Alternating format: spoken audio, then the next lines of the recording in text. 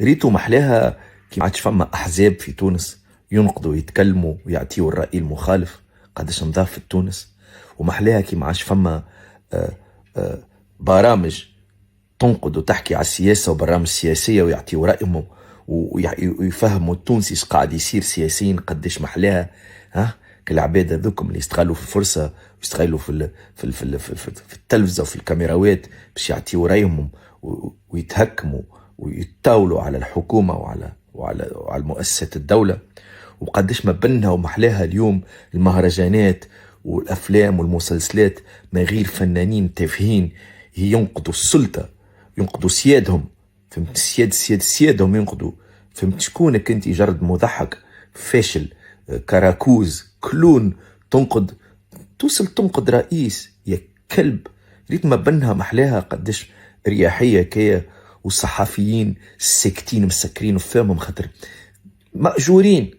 الصحفيين المأجورين اللي يخلصوا فيهم القوات الخفية ونحن نعرفوهم واحد واحد. ما بينها البلاد لا عاد فما سياسي هكا يتكلم، ولا عاد فما فنان، ولا عاد فما صحفي، ولا عاد فما هكا إنسان ضد.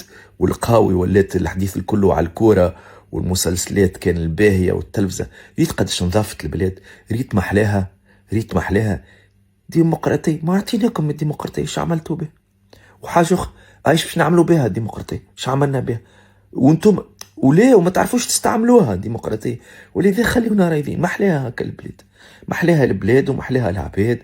والناس كل على كلمة واحدة وعلى العهد باقون. وكاهو بربي ما تفهموش بالغلط الميساج متاعي. راني نقصت انا بيدي كي مسكر فمي هكا خير. خير انا تافه، انا كبر تافه كنت نتكلم. ها مساكت محلاها الامور هكا.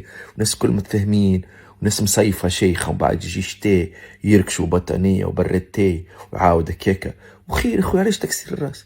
علاش تطيح القدر؟ افهموا قدركم، افهموا قدركم.